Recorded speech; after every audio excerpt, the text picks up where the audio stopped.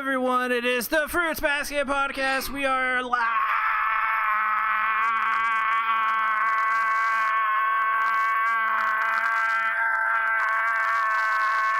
on several different platforms now. Twitch, YouTube, Mixer, is that even a platform? Mixer is a platform. It's a dating website, I believe. We're live on there. Right, so he's trying to get a girlfriend. Maybe it'll work. Yeah. I mean, I've heard that isn't Fruits Basket a shoujo manga, so it could work. Hey, and if you're a girl who's watching this, you know what you should do. They should subscribe. That's exactly what I was actually going to say. Nice, we're on the old subversion of expectations. Fruits Basket Episode 8. See you when you get back. Kyo and Yuki decide to spend their New Year's Eve, or New Year's technically, with Tohru. Akito seems to be a big meanie. Also, I love Tohru. If only I was Kyogamesh, then it wouldn't be weird to say that. I mean, it still would be a little bit weird, just not quite as weird. I mean, I'm not a lolicon, so you can't prove anything. Alright, Saucy, you know what to do. So, yeah, this episode was interesting because I realized, like, during the one part, I was so engrossed by the episode, I forgot to take notes, so... Yeah, well, okay, so this episode, I don't think we're far off, kind of, but I feel like the first part of this episode was a little... It wasn't bad. It felt like it was trying to get its pacing down a little bit, and it was... It's like... It was there, it wasn't bad, but it also didn't really impress me any. Not even that. It was just a little bit messy. It wasn't as tight as the past episodes are, in terms of how it presented the setup to the story of this episode, which would eventually be Kyo and Yuki deciding, hey, we should stick with Tohru because we actually like her. We don't like the Soma people. Yeah, and I think that definitely ties into the overall message, but I do agree with it's kind of like a bit slow to get that set up and what they were trying to do with the episode. Yeah. But it was still fun either way. It's just I noticed that, like, what I was seeing was like, I don't know, it didn't feel as good as the past episodes were in terms... This isn't an episode 4 situation either where it's good, but you don't like the main character. It's like, it's a very nitpicky kind of thing. Yeah, and I feel like Fruits Basket as a whole is just so good that it makes expectations really high, so when it doesn't quite hit them, It feels disappointing. Yeah, a little bit, yeah. When it doesn't hit those peaks at the beginning that you're so used to, it's a little jarring. I guess that's the perfect way I can describe this first half of this episode. A little jarring. Yeah, it's so good that when it's not great, it feels off. So we start out this episode, Hana, Uo, and Tohru are walking together down a street. And turns out Tohru's grandfather, they had a little bit of money left over, so he went with the family to Hawaii. And it cuts to them in Hawaii, and he's like playing with a ball by himself, and he's like, yay! He's like singing Aloha or whatever it was. Yeah. Oh my god, it was so cute. It was so funny. Yeah, and one of the things that I just noticed with that is for a family to like sort of like spur of the moment decide that, it makes them feel like they're very rich. So it's like, why didn't they invite Tohru since money doesn't seem to be an object for them? Yes, so that is the weird thing about this family, is that, I mean, the grandfather obviously cares deeply about Tohru, but it seems that part of the family just sees Tohru as a little bit of an outcast, and they don't include her into anything. Well, it also ties into the Somas too, who, like Yuki and especially Kyo, are kind of outcasts from their family, so it's the story of two different outcasts in two different families. Yeah. It's a little bit of an interesting dynamic, and it plays really well into the show, and it gives Tohru's character, without actually like Tohru being there, like you still think about Tohru and how that it has like the implications on her as like a, you know, her attitude probably, you know, like she's probably a little bit sad that she's not invited to these things. Yeah, and well, the Uo, or not Uo, the other girl, Hana, Hana. Yeah, she was mentioning that Toru seemed like agitated by something, and that might be what it was. She felt like left out by it. It's not something that she would mention or even would like affect how she was acting because she doesn't like associate herself that closely with her family. But like it definitely did get to her subconsciously at least. Hana, after this episode, I'm convinced Hana has... her powers aren't just a comedic little thing. I have a feeling she actually has these waves abilities. I'm convinced that she knows the Soma family at some extent because she just shows up. And in this episode is like, do you really want to treat Tohru like that, Kyo and Yuki? And Yuki and Kyo are like, no, we don't like the people that we're supposed to like get with. We like Tohru way better than this. Yeah, so it's like Hana knew exactly what she was doing. And how would she know all that if she didn't like already know some stuff? Right. And she didn't. I mean, she knew that Tohru would be alone, but she popped up at the exact right time to see them. Right, and the fact that it happened at the right time in the right place, knowing exactly what she needed to say to get them to go back to Tohru. Yeah, exactly, and that's why I think Hana may know something. I mean, it could all be possible that she just ran into them or just knew from whatever reason it may be, and that's that, which is totally fine. It still seems like a lot of a coincidence, though. Right, and she's changed her hair. She's wearing a black dress. She looks so much more important than she ever did before. Did not realize it was her at first. I'm also very bad with remembering who people are, so that could be part of it. Well, the reason how I knew that was Hana, besides her voice actress, and just generally her face and her eyes, is in the episode when they have Hana Unuo stay over. Oh, right. That was like 2 or 3 episodes ago? Yeah, and she has her hair down then, and that's how I primarily knew that was Hana. Okay. And plus, at the beginning of the episode, she was wearing that. Yeah, and the guys that even made a comment, too, saying she always shows up in a weird way, so... Yeah, Hana is very weird. But continue. I wonder if there's the Yuki and Kyo, if they know Hana beyond just through Tohru. Yeah, I do wonder if Hana has more of a role to play in this show's plot than what the show is leading on. Yeah, and it feels like both her and Uo are like they're too important to just be side characters that aren't important, if that makes sense. We also, not only did we get a lot of Hana in this episode, in more of an important role than we did before. We got some of Uo, who I like this part. So Uo calls up Tohru. Oh, right. And we see that she's just hanging out with her dad. And he goes to get a beer, and Uo is like, no, only you get one. You only get one. Yeah, and that says like a lot about her family and environment with just like a 30-second. Yeah, it seems like really what it seems like. It seems Uo is kind of like the I don't know, the one, what do you say? How do you say it? The person who wears the pants in that household. Yeah, I was gonna say like the person who runs the family, but yes, you're right. Yeah, and she is really caring. She's a good daughter. She cares about her father. It also feels like she's kind of like a big sister to Tohru, just how she treats her. That too, yes. She was so worried about Tohru that it was like, hey, you want to come hang out? Like we can hang out together, which is nice to know because while Tohru got to hang out with Yuki and Kyogamesh, she still would have had someone to be with. Yeah, it wasn't like she had to be alone through this. She had like her. I think it's just like it's kind of overwhelming Tohru with how many people are there for her or inviting her to be with him who she wants to spend time with. Right, yeah.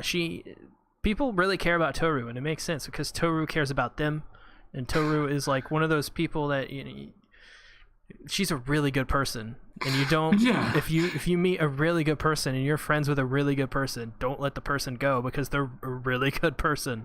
Yeah, it's like because of the type of person she is, she attracts all these other great people who want to be there for her, who will be there. Right. Exactly. Yeah, it actually reminds me of my New Year's because like I spent like New Year's Eve with my younger siblings and dad and some of their friends, and then I like went home the next day, watched anime with like a couple different groups of people. So I could relate to Tohru here being surrounded by lots of different people through lots of different ways of meeting them. Didn't we watch the Agretsuko special together? Yes, we did. Maybe, was that what? Hold on, I need to check Twitter because I think I wrote down what all I watched that day. So there's this really great part where Toru's like, the first person, since Uo called me, the first person I'm gonna call when it's New Year's is Hana. And Hana, it switches back to Hana. Hana's like, you better. Yeah, it's like, I think it's like, I'll look forward to it. I like that. She broke. It was a little fourth wall break. Yeah, and I wasn't quite sure. Like, is it meant to be just a comedic thing, or is it actually showing her Hana's powers?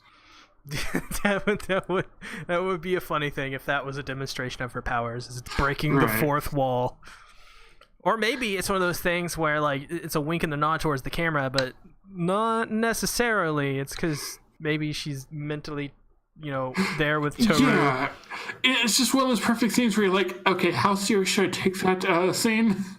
Yeah, it was funny though. It was funny. It was. I don't know how to take that, but it was like when it happened, I was like, oh, okay, that's funny. I like that. That was cute. Yes. So yeah, it just backs up the whole thing. Is Hana magical? At the beginning of this, they're sitting at the table, and Yuki Shigure, I don't know. I think someone last time in the comment section was like, "You pronounce it wrong." I don't know. I don't know how it's pronounced. I pronounce things the ways that they make sense to me. For example, Dog-kun. Dog-kun. That's perfect. Yes. Well, they're all sitting at a table, and they're like, "Yeah, we got to go to this meeting thing with the Soma. It's like this. We do it every year at New Year's, and they somehow bring up Momiji." Momiji. Oh yeah, Momiji. And Momiji's like, yeah, something about Momiji. Maybe he was telling him that he's gonna do the dance this year. And then you see just a split second of Momiji in a bunny costume jumping up and saying, "I hippity did." I have it screenshotted. It's in this stream. It's beautiful. Yeah, I think it should be coming up pretty soon too. I don't think I wrote anything down about that one.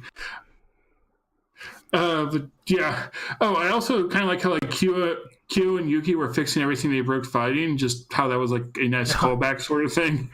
Yeah, and Tohru is cleaning, and she's like, "I really love to clean. I love spring cleaning." And Kyo and Yuki are like, "Man, she's weird. Yuki is like, I don't understand Tohru like in the least." Well, yeah, two things there. First, I needed Tohru to clean my house, and second, that was one of the things that they like they introduce it early on, and then they bring it back later in the episode to have an impact with like Yuki not understanding Tohru. Right. Yeah. I was love like, that. yeah, I try to like when I'm watching the first episode, I try to think, okay, is that something they're going to bring back? Are they setting something up here? I think they are, because Yuki brings up how like she's basically gone through the closest thing to like hell that really a person can go through. Severe mental trauma, with her mother dying just randomly, living in a tent in a forest, and having to deal with this whole family stuff with the Soma family, and she's still going through it, trucking through. Really tough gal she is. And it's like, yeah, I mean, she is almost like a freak of nature in that sense, because no matter what, nothing can bring her down. Well, I think this episode we finally saw it start to like get hit her a little bit when she was alone on New Year's before Kyo and Yuki showed up. Yeah, she was, I guess, reminiscing with a picture of her mother and then crying, which is super heartbreaking and sad. And I'm sure that is a very relatable scene for many people. Trust me, I know. Yeah, that could be like. It might not be something you think about daily, but like losing a family member, times like that bring it back and bring back the pain of it. Right, yes. And especially for me, I know because my sister died 5 days before Christmas. So okay. So I've been in this situation where she's been in, where you're alone on New Year's, and it's not that. It's one of those things where society has kind of set up this thing where, like, on Christmas, New Year's, Halloween, your birthday, you're always with people, right? Right, like you're always doing something to celebrate it. There's always that expectation. Unless it's like July the 4th or some stupid shit like that. But you won't be doing anything on that usually. No, I have a family picnic most years on that. See, plot. Nothing. All right, so you're gonna come with me to the next one then. Yes, I'm actually in my car on the way there. Okay, I'll see you then. But it's one of those things where it's like just being alone on those days where everybody is out together. It's not the fact that you are necessarily alone. It's the fact that you are alone, and when everybody else, like, everybody has an excuse to go out on these days, right. Which is what really gets to you. It's like on a Thursday night, like no one expects me to do anything exciting there. Me being home alone is normal. Right. There's a party somewhere going on Thursday night. I don't care. Yeah, but like Friday night, that's the night where you're supposed to be doing something really fun and exciting, and I'm recording a Fruits Basket podcast. Well, I don't really care about that. More of just like these big events, where you're like you're supposed to be with a person or a group of people, and you're not. And that's just like I'm there multiple times, every year doing that stuff where it's, like feels wrong. It feels like. Feels like you're wasting time almost. You're just really lonely, and I can really, I can level with Tohru on that one. Right, and so like that, this is the one thing that like finally gets her and starts to break her even. Right, it will get you down in not fun ways. And there's another common refrain throughout this episode that I thought was really cool, and that was the line, "I want to be home." And how for like both Tohru and for Kyo and Yuki, their home is in that house together with each other. Not Tohru being with her family, not the two of them being with the Soma family. It was like this is their home, even if it's not their family. Exactly. What is the saying? Home is where the heart is. Exactly. It's like their heart is with each other. Yeah, I mean, it's like it's the same thing that I was just talking about. You want to be with your family on New Year's, or someone that you consider close enough to be your family, or just a group of friends that you really care about. And that's the same thing with Kyo, Yuki, and Tohru in this. It shows like your family isn't your biological one. Over time, you like grow and find your own family who aren't related like that. Right, and I think the Soma family to them is just an obligation. That they probably they probably care about some people in the Soma family, but it's still an obligation for it's expected you do this and that, and they don't like Akito. Apparently nobody likes Akito so much that Shigeru is like, you reap what you sow when she's collapsed. And that just like felt overly brutal for Shigeru, but there's a reason for that, I'm sure. She must have done something. I thought Akito was a guy. He sounds like a girl, so. Okay, checked. What gender is Akito? Yeah, please tell us. Someone who is knowledgeable. There's a good thing from Satsuki here saying that he liked the burglar scenario that they brought up. With like what Tohru would do if a burglar showed up, invite him in, give him a pillow to sit on, make him tea, ask him about his life story and all that. It's like, yep, Tohru would do all that. Yeah, and while it would be very hard to convince a burglar to do something like that. Tohru would still try to do it because Tohru is just a ball of sunshine. I hope that happens in like 2 episodes. So if someone burglarizes her, she's like, "Please sit down." Yeah, sit down. Tell me about your life. Would you like some tea? Would you like some cookies? Would you like to go? You can steal this tea that I made. Okay, apparently Akito is a dude, but feminine like you. Ah. And Satsuki thinks Akito is a woman. Akito is definitely a woman. He's a dude, but feminine like Yuki. It's totally opposites here. I feel this. All right, we could go places with this, but we'll save that for later. Satsuki, actually, never mind. Oh God, that's good. So yeah, Akito's a dude, a feminine dude. Is he a babe like Yuki? I mean, Sasuke seems to think so. Okay, all right. And well, maybe that's where Yuki gets it to. He's like, that's part something runs in the family, so maybe Akito is actually. Oh God, say that again. So my theory is because both Akito and Yuki are babes, according to some people, that must mean that Akito is actually Yuki's father. Are you trying to say that? What do you mean by some people? I'm not saying things. Not some people, everyone. All right, I'm telling Satsuki then. Satsuki's watching this stream. I don't want to... Exactly. Just tell him right now. Hi, Satsuki. How are you today? Happy birthday. Hey, it was Satsuki's birthday yesterday. Everybody wish him a happy birthday. I know he's... Yes. I know everyone in the middle of a public situation, you don't want to say that. Because everybody's like, happy birthday! It's like taking out a pack of gum in the middle of a classroom full of students. Yes. It's the same thing. Don't do it. Yeah, and actually I got through, and then the last part of the episode was with them together on New Year's, and this is where I could take notes because the episode had me like so engrossed. I like this part. It was very heartwarming. They experienced New Year's, the sunrise together, and not only that, but it was a really well done scene in terms of visuals, because as soon as the sun came out, you could see the reflection off the skyscrapers of the windows, and the shadows it created from that. It was so good. That's my new profile picture for Discord. It was a really good looking scene. Yeah, especially like you think like a sunrise can be just kind of quick, but then you see all the detail in it, right. And just how that represents a new year for the family and for all the characters. It's weird to say this, but it reminded me of Evangelion, because there was a similar scene in Evangelion where the sun rises, or maybe it sets, I can't remember, and Misato and Shinji are overlooking it, and Misato's like, this is the city that you have to protect, all that stuff. It was it reminded me of that scene in terms of its visuals. Also, going back to kind of the beginning, Shigeru makes a little bit of an observation where he says Tohru's words are law in this house, which goes to show that Tohru is kind of like the person who keeps everything, in working order in terms of like just the way the family works at this point. Yeah, it's like she was able to make them go see Akito. Yep. The other girl whose name I forgot. Kagura? Yes, Kagura. Okay.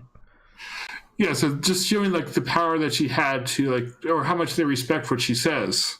Yeah, she has gained an immense amount of respect from those. From the guys, because it makes sense. Tohru's the freaking best. So something else that I thought was interesting though is that they mentioned like it had been 4 months since she moved in. Did that feel like it was longer than it actually was to you? Yes, it felt like a year. No, I was thinking it felt like just a couple months. I felt like it was even longer. Okay, so we had the opposite reactions to that. Satsuki says Tohru is the best high school mom, and I can't help but agree. I have a feeling if she got 16 in Prego and she had her own reality TV show, she would not have a reality TV show. She would just save the entire world with her reality TV show.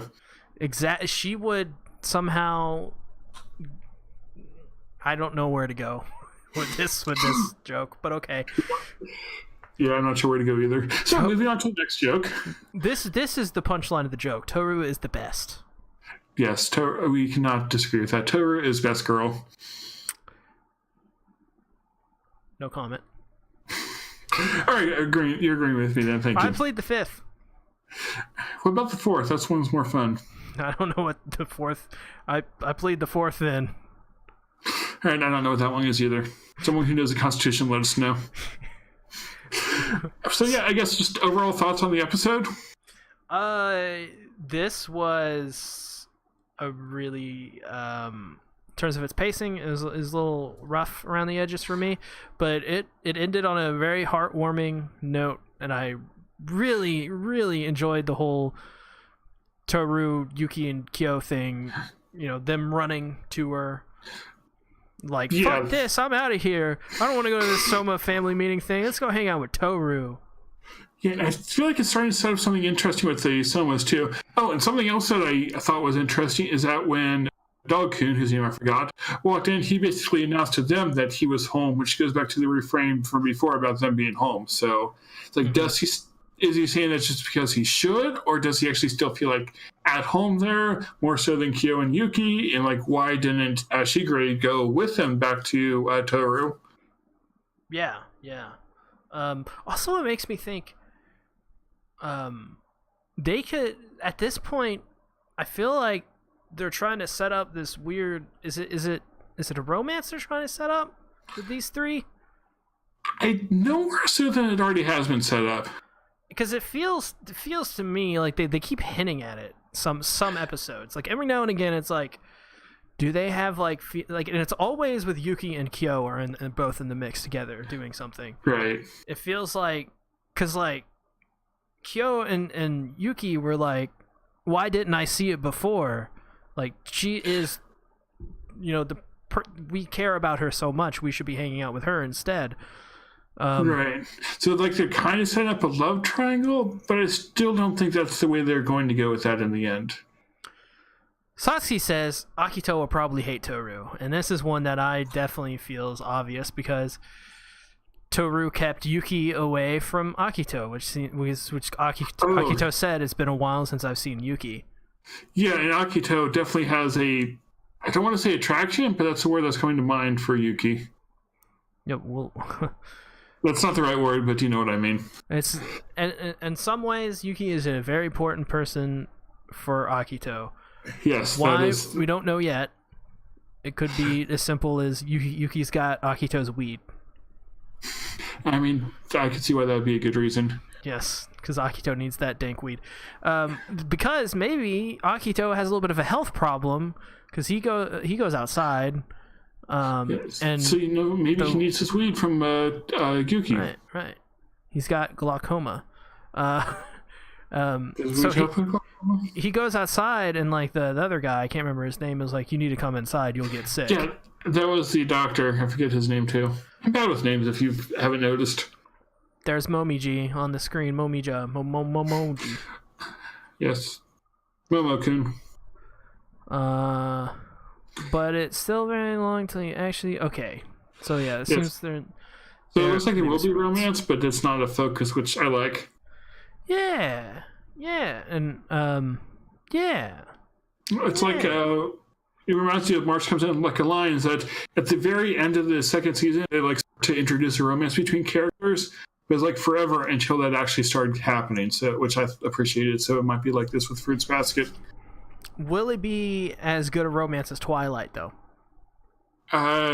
Yes, because they turn into animals, just like how Twilight had them turn into werewolves. Beautiful.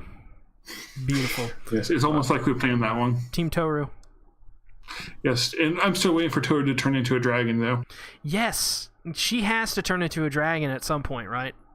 Yeah, I mean, they tried to throw us off last episode by having the Doctor turn again, but I'm thinking that Tohru is actually the real dragon still. Yeah, she's definitely Miss Kobayashi's dragon maid for sure. Like, has she been hugged by someone of the opposite gender who's not a Soma so far? I don't think so. Exactly, it can happen. She's never been hugged, so we don't know for sure. She like hugged the Somas, but they were a Soma, so therefore it won't trigger it. Right, yeah. So, yes, crazy idea. Probably wrong, but I'm okay with that. Nah, I think we're right. Aren't we always right? We are so right. She's definitely going to turn into a dragon. Yes. So, yeah, overall, a solid episode, I'd say. Not quite as good as some of the others, but really good payoff, so. Right, yeah. What is up, Mellow Serenity? Glad you dropped by the stream. Make sure to hit that. Subscribe! Oh, I didn't have it up. Oh.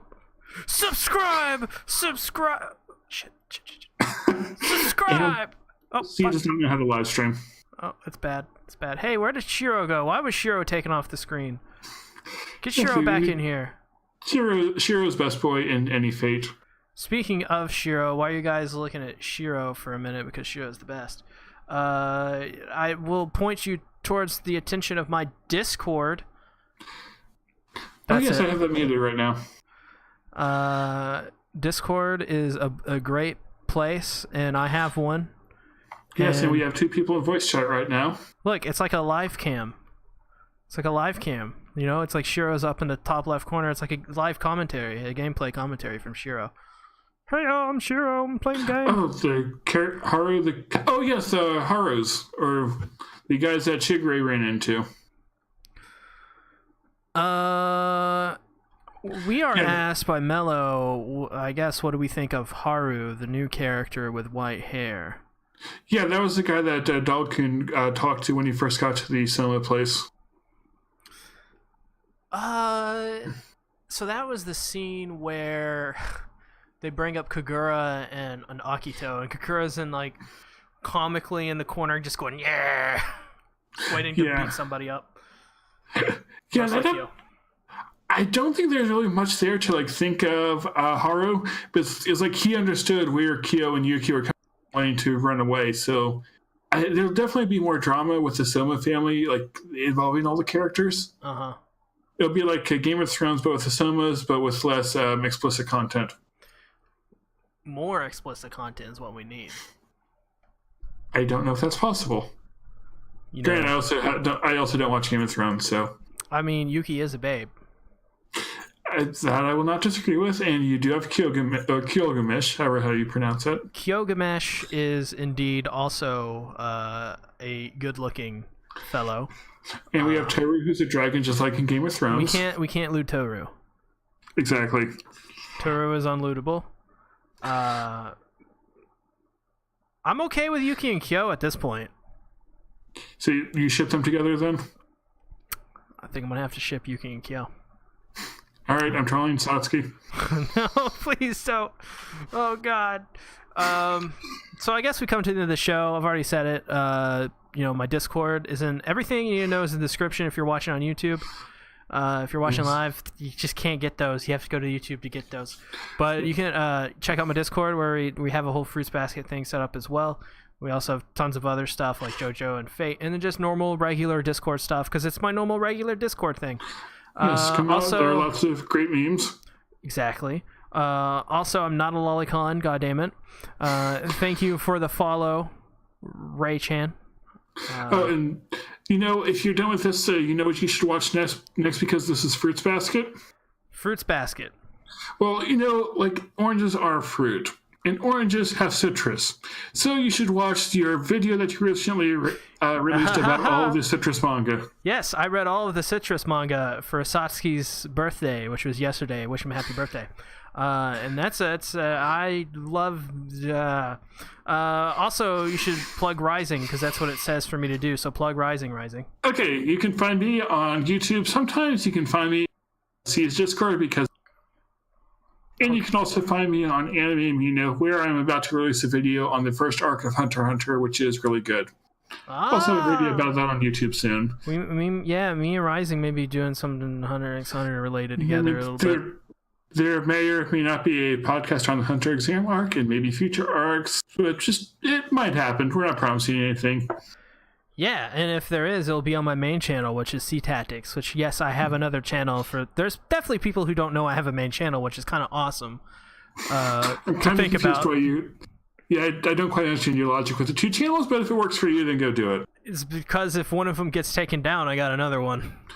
All right, so we should upload all our podcasts to Astra's channel. Yeah, checks out. Yeah, why not? Okay. Hi, Astra. He's not even watching, but maybe he'll watch this later. Actually, probably not knowing him. For this channel, I upload like a bunch of slice of life stuff and just stuff I really want to talk about. But on the main channel,